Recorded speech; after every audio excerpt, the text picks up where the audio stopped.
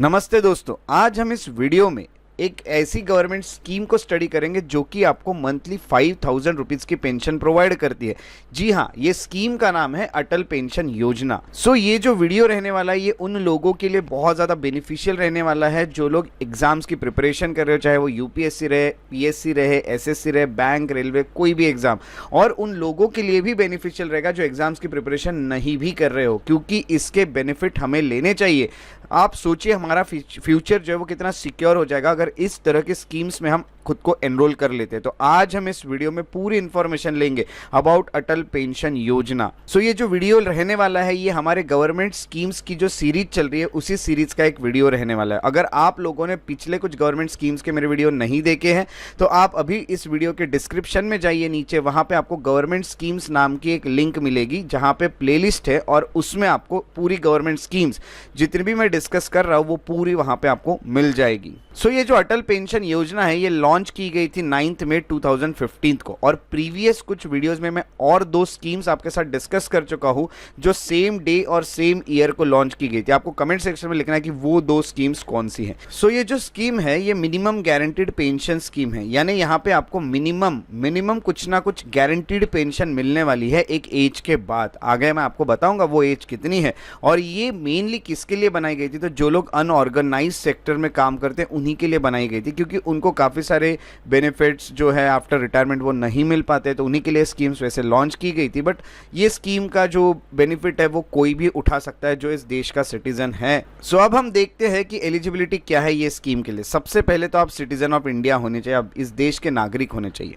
वो अटल पेंशन योजना नाम की जो स्कीम है उसको ज्वाइन कर सकते हैं, और ज्वाइन करते वक्त आपकी जो एज है वो 18 से 40 ईयर्स के बीच में होनी चाहिए, यानी आपकी एज 40 साल से ज़्यादा नहीं होनी चाहिए और आपकी एज 18 से कम नहीं होनी चाहिए। और आपका एक बैंक में अकाउंट होना चाहिए, और आपको पता ही है जैसे कि मैं प्रीवियस स्कीम से बोलते आ रहा हूँ, ये जो अकाउंट होगा ये आधार से लिंक होना चाहिए तभी आप, और ये बैंक अकाउंट कौन सा, तो सेविंग बैंक अकाउंट होना चाहिए, और आपका आधार से लिंक रहना चाहिए कोई भी स्कीम्स का अगर आप बेनिफिट उठाना चाहते हैं तो। आपको ये बता दूं कि जो अटल पेंशन योजना है इसमें आपको कितनी पेंशन मिलने वाली है। आपको पेंशन मिलेगी ₹1,000 से लेकर तो ₹5,000 पर मंथ। अब आप बोलोगे कि 1,000 मिलेगी या 5,000 मिलेगी, डिपेंड करता है आपके कंट्रीब्यूशन के ऊपर, आपने कितना रुपया कंट्रीब्यूट किया। ये भी मैं आपको बताने वाला हूँ, पूरा मैं चार्ट आपको समझाने वाला हूँ कि आपकी एज कितनी और आपका कॉन्ट्रीब्यूशन कितना रहने पर आपको कितनी पेंशन मिलेगी। ये जो पेंशन है ये ऐसी वैरी करती है 1,000 से 5,000 के बीच में, वो भी पर मंथ।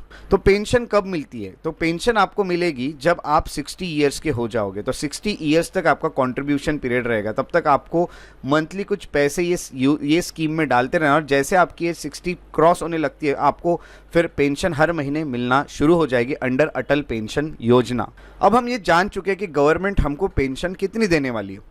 अब हमें ये देखना है कि हमें कितना कंट्रीब्यूट करना होगा ये पेंशन लेने के लिए। तो जो कंट्रीब्यूशन लेवल होते हैं ये अलग अलग होते हैं। अगर कितने होते हैं ये भी मैं आपको एज वाइज बताने वाला हूँ। अभी मैं आपको एक चार्ट बताऊंगा ये सेंटेंस समझाने के बाद, और फिर उस चार्ट में मैं आपको बताऊंगा कि आपको कितना कंट्रीब्यूट करना चाहिए। कंट्रीब्यूशन लेवल जैसे मैंने बताया अलग अलग होते हैं। जो सब्सक्राइबर है यानी जो ज्वाइन कर रहा है इस स्कीम को या कर रही है जो इस स्कीम को, वो अगर उनकी एज कम है यानी अगर वो अर्ली ज्वाइन करते हैं तो उनका कॉन्ट्रीब्यूशन कम रहेगा। अगर वो लेट ज्वाइन करते हैं यानी एज ज़्यादा होने के बाद ज्वाइन करते हैं तो कंट्रीब्यूशन जो है वो मंथली बढ़ने लगेगा।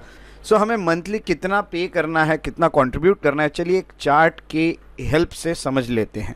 ये जो टेबल आप देख रहे हैं इस टेबल से आप बिल्कुल समझ लेंगे कि आपको मंथली कितना कंट्रीब्यूट करना है कितनी पेंशन लेने के लिए। तो सबसे पहला जो कॉलम है उसमें एज लिखा है, सेकेंड में ईयर ऑफ कंट्रीब्यूशन है, कितने साल आपको हर महीने पैसे भरने हैं। तीसरे इसमें लिखा है कि 1,000 पेंशन मिलने के लिए कितना पे करना है। चौथे इसमें 2,000 पे करने के लिए। पाँचवें इसमें 3,000 में लेने के लिए पेंशन, और मंथली पेंशन अगर 4,000 लेना चाहते हैं तो यहाँ पे, और यहाँ पे आपको देखने मिलेगा 5,000 पेंशन। अब आप इसको कैसे समझ सकते हैं तो मैं आपको एक एग्जांपल से समझाता हूँ।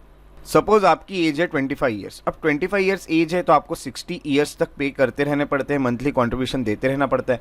यानी 25 ईयर्स वालों को और 60 तक जाने के लिए 35 ईयर्स बचे हैं, यानी उनको 35 ईयर्स पेमेंट करना होगा हर महीने। अब हर महीने कितना, अगर आप 60 ईयर्स के बाद हर महीने 1,000 रुपीज़ पेंशन चाहते हो तो आपको कंट्रीब्यूट करना पड़ेगा ₹76 per month.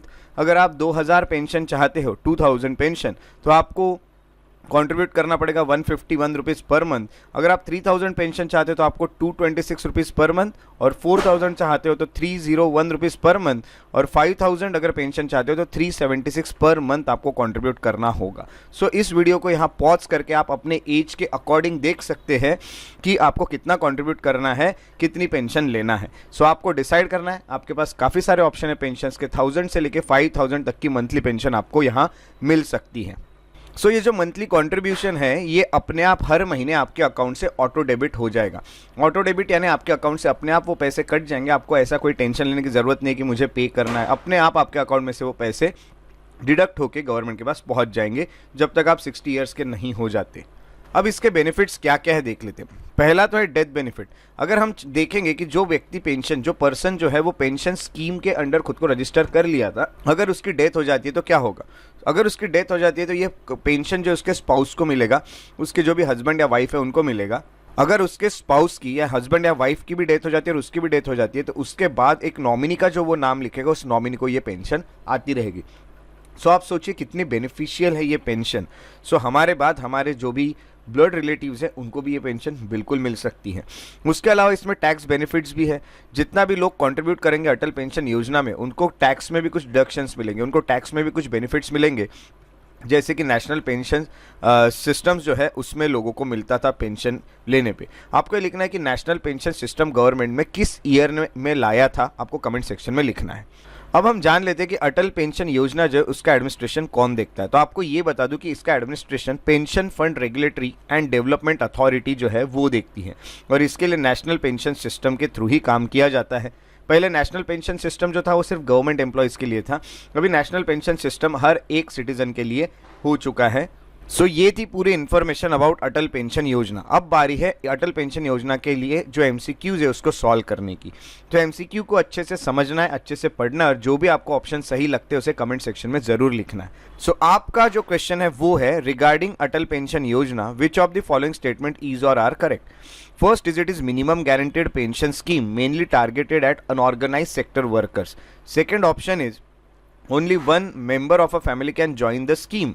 Third is the same amount of pension is guaranteed for the spouse for life after subscriber's death. Select the correct answer using the given below code. First is A is 1 only, B is 2 and 3, C 1 and 3 and D is 1, 2 and 3. सही जो option है उसे comment section में लिखिएगा। तो ये थी पूरी इन्फॉर्मेशन अबाउट अटल पेंशन योजना। आई होप आपको वीडियो पसंद आया और आपको पूरी ये स्कीम समझ गई हो। और मेरे वीडियोस अगर आपको बेनिफिशियल लगते हैं तो उन्हें लाइक करें, शेयर करें, और मेरे यूट्यूब चैनल को सब्सक्राइब करना ना भूलें। यूट्यूब चैनल को सब्सक्राइब करने के बाद बेल आइकॉन को भी प्रेस करें ताकि आने वाले वीडियोज़ के भी नोटिफिकेशन आपको मिलते रहे और आपके हाथ से कोई भी वीडियो मिस ना हो जाए। सो हम मिलेंगे अगले वीडियो में, तब तक के लिए अपना ख्याल रखिए। टेक केयर, जय हिंद।